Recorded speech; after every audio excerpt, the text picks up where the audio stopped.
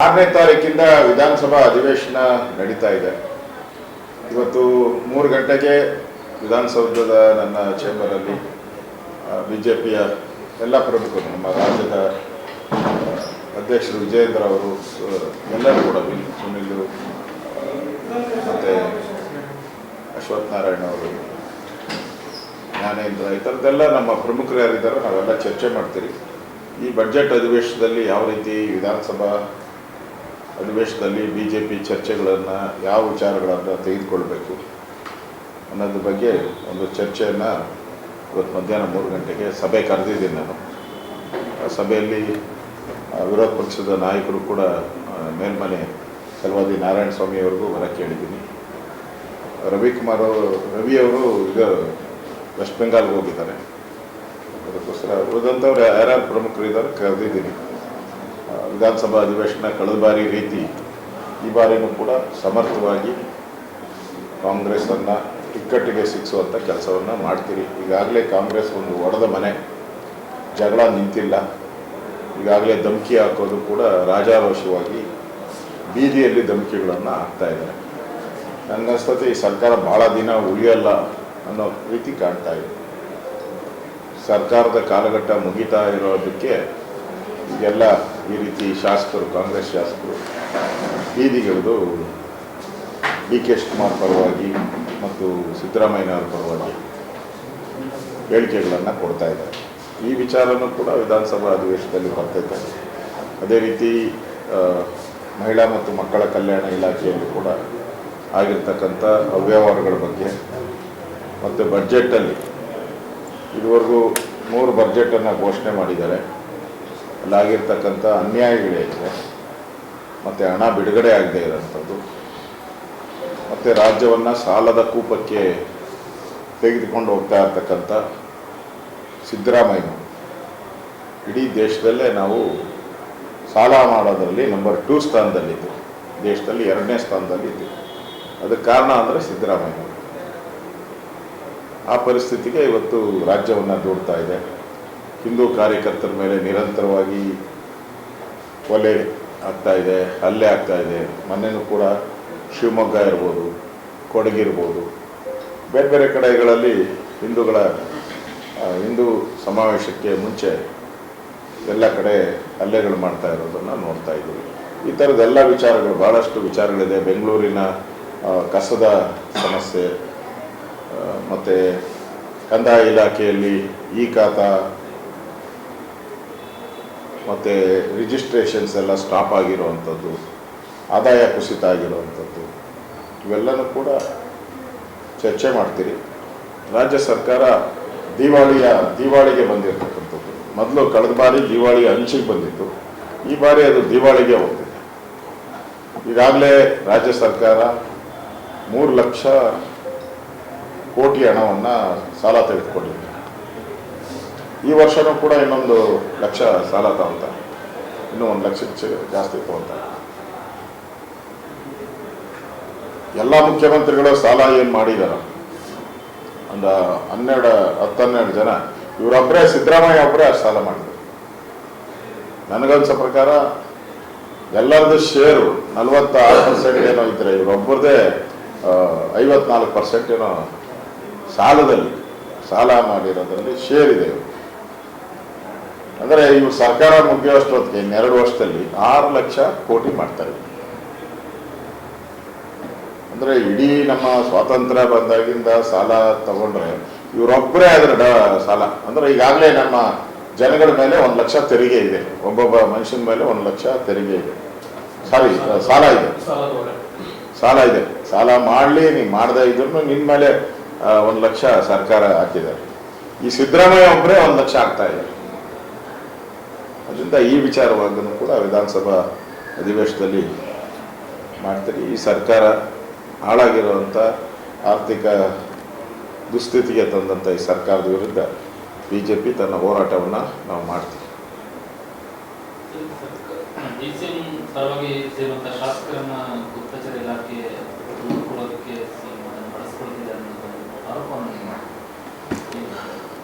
ಈಗಾಗಲೇ ಯಾರ್ಯಾರು DK ಶಿವಕುಮಾರ್ ಪರವಾಗಿದ್ದಾರೆ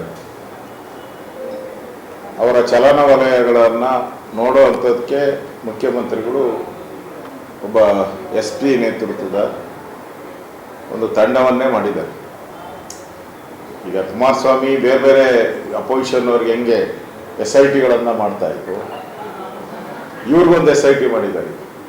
ಕಾಣದ SIT, ಇವೆಲ್ಲ ಕಾಣುವ SIT, ಆದೇಶ ಮಾಡಿ SIT ಮಾಡಿದ್ದಾರೆ. ಇದು ಆದೇಶ ಇಲ್ಲದೆ ಮಾಡ್ತಾ ಇದ್ದಾರೆ. ಯಾರ್ಯಾರು ಹೋಗ್ತಾರೆ, ಎಲ್ಲೆಲ್ಲಿ ಸೇರ್ತಾರೆ, ಇವು ಫೋನ್ಗಳಲ್ಲಿ ಏನೇನು ಮಾತಾಡ್ತಾರೆ, ಫೋನ್ ಟ್ಯಾಪಿಂಗ್ ಅಂತಲೇ ಹೇಳ್ಬೋದು ಮಾಡ್ತಾ ಇದ್ದಾರೆ. ಮತ್ತು ಅವ್ರ ಕ್ಷೇತ್ರದ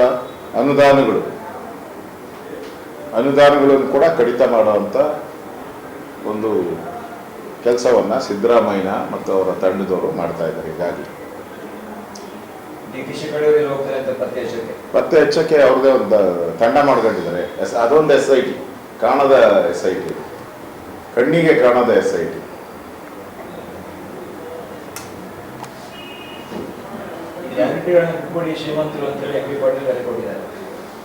ಅಂದ್ರೆ ಇವ್ರಿಗೆ ಜ್ಞಾನ ಇರಲಿಲ್ಲ. DK ಸುರೇಶ್ ಹೇಳಿದ್ದಾರೆ, ಈ ಗ್ಯಾರಂಟಿಗಳ ಭಾರ ಅಂತ ಈಗ ಹೇಳ್ತಾ ಇದ್ದಾರೆ. ಇದನ್ನು ಮಾಡೋಕ್ಕೆ ಮುಂಚೆ ಯೋಚನೆ ಮಾಡಬೇಕು ಅಂತ ಕಾಂಗ್ರೆಸ್ಸಿನ ನಾಯಕರೇ ಹೇಳ್ತಾ ಇರೋದು ಭಾರ ಅನ್ನೋದ್ರ ಬಗ್ಗೆ. ಬಟ್ ಇದು ಕೇಂದ್ರದ ಸರ್ಕಾರದ ಒಂದು ಫಾಲೋ ಮಾಡ್ದಂಗೆ ಕಾಣಿಸುತ್ತೆ. ಹಿಂದೆ ಗ್ಯಾಸ್ ಸಬ್ಸಿಡಿ ಕೊಟ್ಟಾಗ ಗಿವಿಟಪ್ ಅಂತ ಹೇಳಿ ಪಾಲಿಸಿ ಮಾಡಿ ನೋಡಿ. ಸಬ್ಸಿಡಿ ಮೊದಲಿಂದನೂ ಕೊಡ್ತಾ ಇದ್ದಾರೆ, ನಾವೇನು ಬಂದಾಗಿಂದ ಕೊಡ್ತಾ ಇದ್ದಾರೆ. ಇಲ್ಲಿಂದನೂ ಭಾಳ ಸಬ್ಸಿಡಿ ಭಾಳ ವರ್ಷಗಳಿಂದ ಇದೆ, ಒಂದು 45-50 ವರ್ಷದಿಂದನೂ ಬರ್ತಾ ಇದೆ ಸಬ್ಸಿಡಿ. ಅದರಲ್ಲಿ ಹೇಳಿದ್ರು, ನರೇಂದ್ರ ಮೋದಿ ಕರೆ ಕೊಟ್ಟರು, ಯಾರು ಮಾಡಿ ಅಂತ ಹೇಳಿದ್ದಾರೆ. ಅದು ನಾವು ಮಾಡಿದ ಯೋಜನೆ ಅಲ್ಲ, BJP ಮಾಡಿದಂಥ ಸಬ್ಸಿಡಿ ಯೋಜನೆ ಅಲ್ಲ.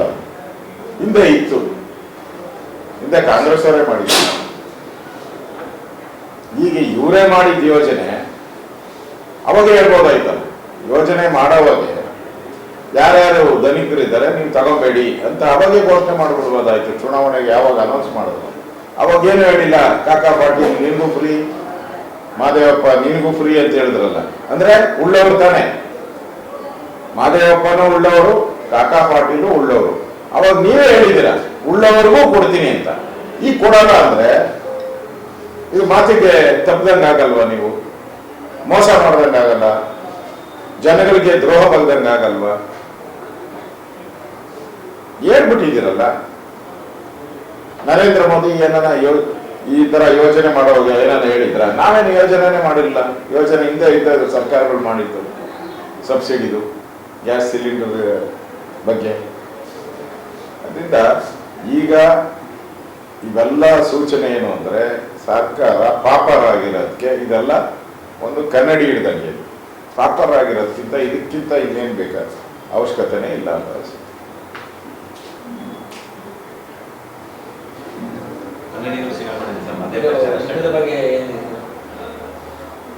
ಈಗ ಯುದ್ಧ ನಡೀತಾ ಇರುವಂಥದ್ದು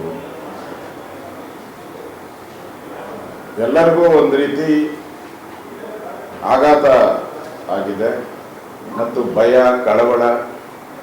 ಯಾಕಂದರೆ ಇಡೀ ನಮ್ಮ ಭಾರತದ ಜನ, ಬಹಳಷ್ಟು ಜನ ಗಲ್ಫ್ ಕಂಟ್ರೀಸ್ಗಳಲ್ಲಿ ಕೆಲಸ ಮಾಡ್ತಾ ಇದ್ದಾರೆ, ಉದ್ಯೋಗ ಆಗಿದೆ, ಪ್ರವಾಸಕ್ಕೆ ಹೋಗಿದ್ದಾರೆ, ಈ ಥರದ್ದೆಲ್ಲ ಇದೆ. ಇಲ್ಲಿ ಖೊಮೇನಿ ಒಂದು ಡೆಮೋಕ್ರಸಿ ಇರುವಂಥ ರಾಜ್ಯದ ಪ್ರತಿನಿಧಿ ಅಲ್ಲ, ಅವರೊಬ್ಬ ಸರ್ವಾಧಿಕಾರಿ. ಖಮೀನಿ ಸರ್ವಾಧಿಕಾರಿ. ಚುನಾವಣೆ ಇಲ್ಲದೇನೆ ಅವರು 35-36 ವರ್ಷ ರಾಜ್ಯಭಾರ ಮಾಡಿದ್ದಾರೆ. ಅಂದ್ರೆ ಧರ್ಮದ ಆಧಾರದಲ್ಲಿ ಆಡಳಿತ ಮಾಡ್ತಾ ಇರುವಂತ ಒಂದು ದೇಶ ಅದು. ಈಗ ಅವ್ರು ಟಾರ್ಗೆಟ್ ಮಾಡ್ತಾ ಇರುವಂಥದ್ದು ಯಾವುದು? ಸುನ್ನಿ ಮತ್ತು ಶಿಯಾ, ಇದನ್ನ ಟಾರ್ಗೆಟ್ ಮಾಡ್ತಾ ಇದ್ದಾರೆ. ಅವರು ಅಮೆರಿಕಾದ ಮೇಲೆ ಯುದ್ಧ ಮಾಡ್ತಾ ಇಲ್ಲ, ಇಸ್ರೇಲ್ ಮೇಲೆ ಕ್ಷಿಪಣಿಗಳನ್ನ ಹಾಕಿದ್ರೆ ಇದು ಯುದ್ಧ ಬೇರೆ ರೀತಿ ಅರ್ಥ ಆಗೋದು. ಇವ್ರು ಮಾಡ್ತಾ ಇರುವಂಥದ್ದು ಅವರ ಪಕ್ಕದ ರಾಜ್ಯಗಳು ಯಾವ ಮುಸ್ಲಿಂ ದೇಶಗಳಿದೆ ಆ ದೇಶದ ಮೇಲೆ ದಾಳಿ ಮಾಡ್ತಾ ಇದ್ದಾರೆ. ಇದು ಎಷ್ಟು ಸರಿ?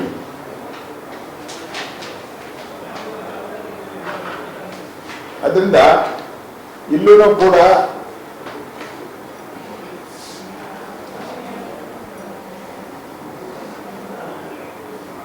ಇರಾನ್ನಲ್ಲಿ ಆಂತರಿಕ ದಂಗೆನೂ ಕೂಡ ಆಗಿದೆ. ಈಗಾಗಲೇ ಕಳೆದ 4-5 ತಿಂಗಳಿಂದ ಆಂತರಿಕ ದಂಗೆನೂ ಆಗಿದೆ. ಮಹಿಳೆಯರಿಗೆ ಅಲ್ಲಿ ಸಮಾನ ಅವಕಾಶಗಳಿಲ್ಲ, ಮಾನ್ಯತೆ ಇಲ್ಲ, ಮಹಿಳೆಯರನ್ನ ಕೀಳಾಗಿ ಕಾಣ್ತಾ ಇದ್ದಾರೆ, ಮಹಿಳೆಯರ ಮೇಲೆ ದೌರ್ಜನ್ಯ ಜಾಸ್ತಿ ಆಗಿದೆ ಅಂತೇಳಿ ದೊಡ್ಡ ಹೋರಾಟನೇ ಆಗಲಿ ಹಲವಾರು ಜನ ಸತ್ತಿದ್ದಾರೆ. ಸಾವಿರಾರು ಜನನ ಈ ಖೊಮೈನಿ ಅವರು ಸರ್ವಾಧಿಕಾರಿ ಅವ್ರನ್ನೆಲ್ಲರನ್ನು ಗುಂಡಿಟ್ಟು ಸಾಯಿಸಿದ್ದಾರೆ.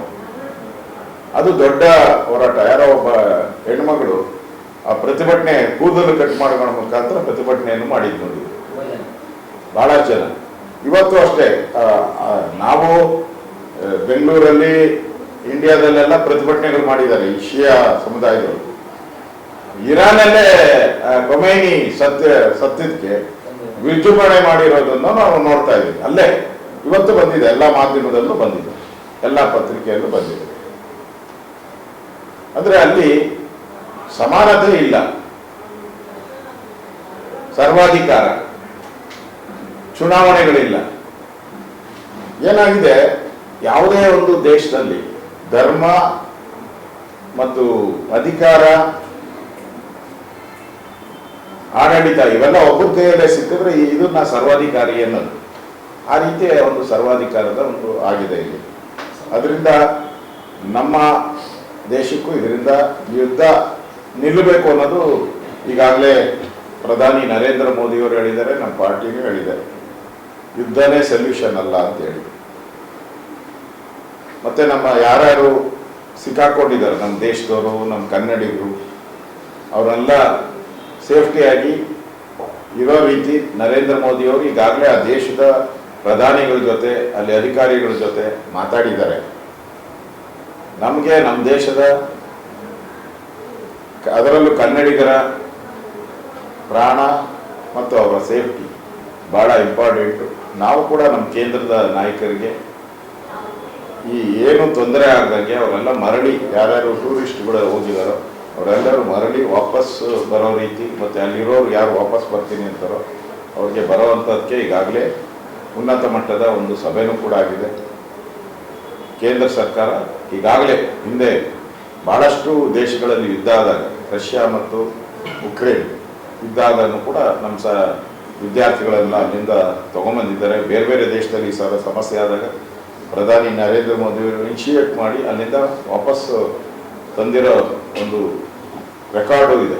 ಆ ದೃಷ್ಟಿಯಿಂದ ನರೇಂದ್ರ ಮೋದಿಯವರು, ಕೇಂದ್ರ ಸರ್ಕಾರ ಇವ್ರನ್ನ ಸೇಫ್ಟಿಯಾಗಿ ವಾಪಸ್ ತರ್ತಾರೆ ಅನ್ನೋ ವಿಶ್ವಾಸ ನಮಗೂ ಇದೆ. ನಾವು ಕೂಡ ಪಾರ್ಟಿ ಲೆವೆಲಲ್ಲಿ ಇದನ್ನು ಕೇಂದ್ರದ ನಾಯಕರ ಗಮನಕ್ಕೆ ತರ್ತೀವಿ. ಒಂದು ಕಡೆ ಖಮೇನಿ ಹತ್ಯೆಯನ್ನು ಖಂಡಿಸಿ ರಾಜ್ಯದಲ್ಲೂ ಕೂಡ ಒಂದು ಕಡೆ ಶ್ರದ್ಧಾಂಜಲಿ ಆಗಿದೆ, ಪ್ರತಿಭಟನೆಗಳು ಕೂಡ ಆಗಿದೆ. ಪ್ರತಿಭಟನೆ ಅಂತ ಬಂದಾಗ ಅದು ಫ್ರೀಡಂ ಪಾರ್ಕ್ ಅಲ್ಲಿ ಮಾತ್ರ ಅನ್ನುವಂಥದ್ದು ಇದೆ. ಆದರೆ ಶಾಸಕ ಹ್ಯಾರಿಸ್ ಅವರು ಅವರ ಕ್ಷೇತ್ರ ರಸ್ತೆಗಳಲ್ಲಿ ಪ್ರತಿಭಟನೆಗಳನ್ನು ಮಾಡಿದ್ದಾರೆ. ಸೊ ಯಾಕೆ ಒಬ್ಬರು ಬಂದು ಮತ್ತೊಬ್ಬರು ಬಗ್ಗೆ ದೂರು ಕೂಡ ದಾಖಲಿಸ್ತಾರೆ. ಖೊಮೈನಿ ಒಬ್ಬ ಸರ್ವಾಧಿಕಾರಿ, ಅದೆಲ್ಲ ಮಾಧ್ಯಮದಲ್ಲೂ ಬಂದಿದೆ. ಇಲ್ಲಿ ಪ್ರೊಟೆಸ್ಟ್ ಮಾಡಿದವರು ಒಂದು ರೀತಿ ಕಾನೂನನ್ನ ಉಲ್ಲಂಘನೆ ಮಾಡಿ ಅವರು ಒಂಥರ ಸರ್ವಾಧಿಕಾರಿಯ ಧೋರಣೆಯನ್ನೇ ಮಾಡಿದ್ದಾರೆ ಅಷ್ಟೆ. ಏನು ವ್ಯತ್ಯಾಸ ಇಲ್ಲ. ಅವ ಏನು ಹೇಳ್ಕೊಟ್ಟಿದ್ದಾನೋ ಅದೇ ರೀತಿ ಇವರು ಮಾಡಿದ್ದಾರೆ ಅಷ್ಟೆ. ಇದರಲ್ಲಿ ಏನು ವ್ಯತ್ಯಾಸ ಏನು ನನಗೇನು ಅನ್ಸಲ್ಲ. ಮಾಡಬಾರ್ದಾಗಿತ್ತು. ರಿಜಿಸ್ಟ್ರೇಡ್ ಪೊಲಿಟಿಕಲ್ ಪಾರ್ಟಿಗೂ ಮಾಡೋಕ್ಕೆ ಅವಕಾಶ ಇಲ್ಲ ಅಂಥದ್ದನ್ನ ಇವರು ಕಾನೂನನ್ನ ಕೈಗೆ ತಗೊಂಡು ಮಾಡಿರೋವಂಥದ್ದು ಅಕ್ಷಮ್ಯ ಅಪರಾಧ. ಅವ್ರ ಮೇಲೆ ಕ್ರಮ ಆಗಬೇಕು ಅಂತ ಆಗ್ರಹವನ್ನು ಮಾಡ್ತೀವಿ. ಸಿಎಂ ಹೇಳಿದೆ ಮೈಸೂರಲ್ಲಿ ಖಮೇನಿ ಹತ್ಯೆ ಮಾಡಬಾರ್ದಾಗಿತ್ತು,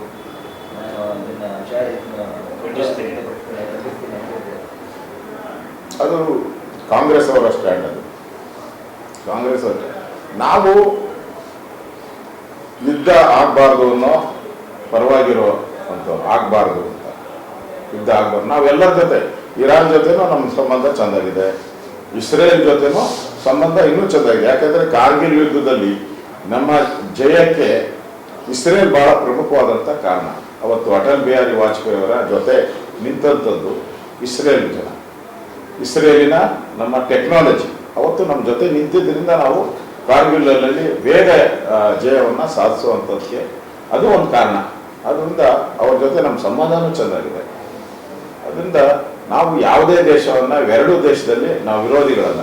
ಇಸ್ರೇಲ್ಗೂ ವಿರೋಧಿಗಳಲ್ಲ, ಇರಾನ್ಗೂ ವಿರೋಧಿಗಳಲ್ಲ. ಯಾಕಂದ್ರೆ ಅಲ್ಲಿಂದ ನಾವು ಕ್ರೂಡ್ ಆಯಿಲ್ನ ತರಿಸ್ಕೊತಾ ಇದ್ವಿ. ರೂಪಾಯಿ ಇದರಲ್ಲಿ ವ್ಯವಹಾರ ಶುರು ಮಾಡಿದ್ದೆ ಖಮೇನಿ ಭಾರತದ ಜೊತೆಯಲ್ಲಿ, ಡಾಲರ್ ಬಿಟ್ಟು ಭಾರತದ ರೂಪಾಯಿ ವ್ಯವಹಾರ ಮಾಡಿದ್ದೆ ಖಮೇನಿ. ಅದರಿಂದಲೇ ನಮ್ಮ ಸಂಬಂಧ ಚೆನ್ನಾಗಿದೆ. ನಾವೇನೋ ಖೊಮೇನಿಗೆ ವಿರೋಧ ಇಲ್ಲ. ನಾವು ಅವರ ಆಡಳಿತ, ಅಲ್ಲಿನ ಸರ್ವಾಧಿಕಾರಿ ಆಡಳಿತ ಅವ್ರಿಗೆ ಸಂಬಂಧಪಟ್ಟಿದ್ದು. ಆದರೆ ವ್ಯಾವಹಾರಿಕ ಸಂಬಂಧದಲ್ಲಿ ನಮಗೂ ಇರಾನ್ಗೂ ಒಳ್ಳೆ ಸಂಬಂಧ ಇತ್ತು, ಪ್ರಶ್ನೆನೇ ಇಲ್ಲ. ನಾವೇನು ಯುದ್ಧಕ್ಕೆ ಬೆಂಬಲವನ್ನು ನಮ್ಮ ಕೇಂದ್ರ ಸರ್ಕಾರ ಮಾಡಿಲ್ಲ, ಯುದ್ಧಕ್ಕೆ ಬೆಂಬಲ ಮಾಡೂ ಇಲ್ಲ.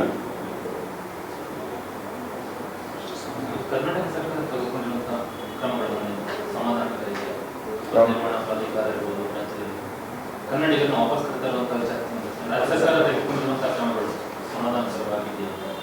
ಇಲ್ಲ, ರಾಜ್ಯ ಸರ್ಕಾರ ಇನ್ನೂ ಆ ಕ್ರಮದ ಬಗ್ಗೆ ಇನ್ನೂ ಕಾಂಕ್ರೀಟಾಗಿ ಏನು ಆಚೆ ಬಂದೇ ಇಲ್ಲ. ಡಿಸಾಸ್ಟರ್ ಮ್ಯಾನೇಜ್ಮೆಂಟಿಂದ ಈಗಾಗಲೇ ಕೇಂದ್ರಕ್ಕೆ ಪತ್ರ ಬರೆದಿದ್ದೀನಿ ಅಂತ ಹೇಳಿದ್ದಾರೆ ಅಷ್ಟೇ. ಅಷ್ಟು ಬಿಟ್ಟರೆ ಬೇರೆ ಏನು ಸುದ್ದಿ ಇಲ್ಲ ಅಂತ ಅನಿಸುತ್ತೆ.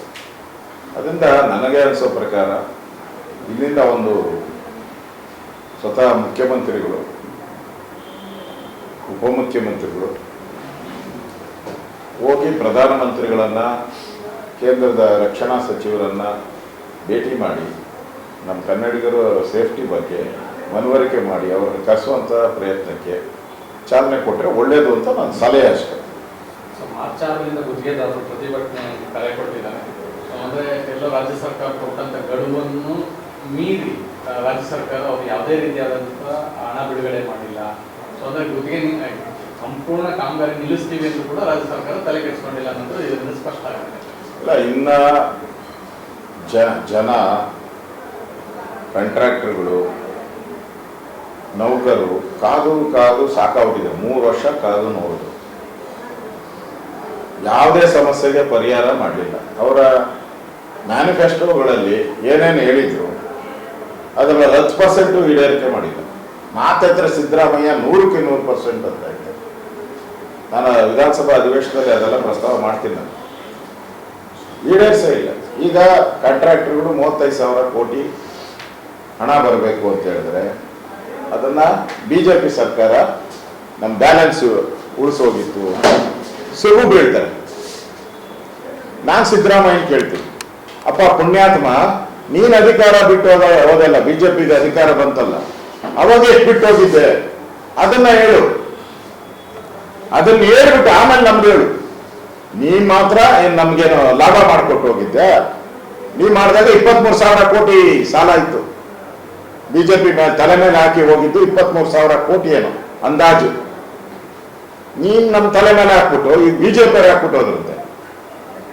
ಫಸ್ಟ್ ಟೈಮ್ ಕೋವಿಡ್ ಅಂತ ಸಂಕಷ್ಟದ ಸ್ಥಿತಿಯಲ್ಲಿ ಇಡೀ ಪ್ರಪಂಚನೇ ಆರ್ಥಿಕ ದುಸ್ಥಿತಿಗೆ ಬಂದಿತ್ತು, ಪ್ರಪಂಚ.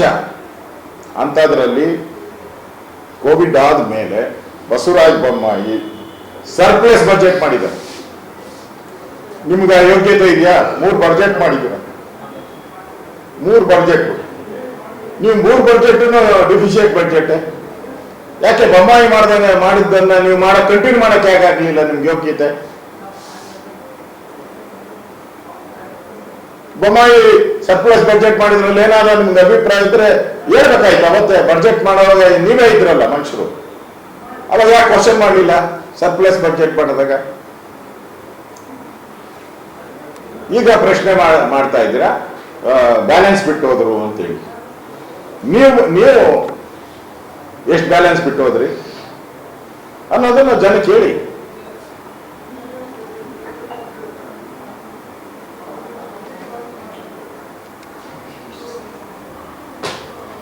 ಓಕೆನಾ?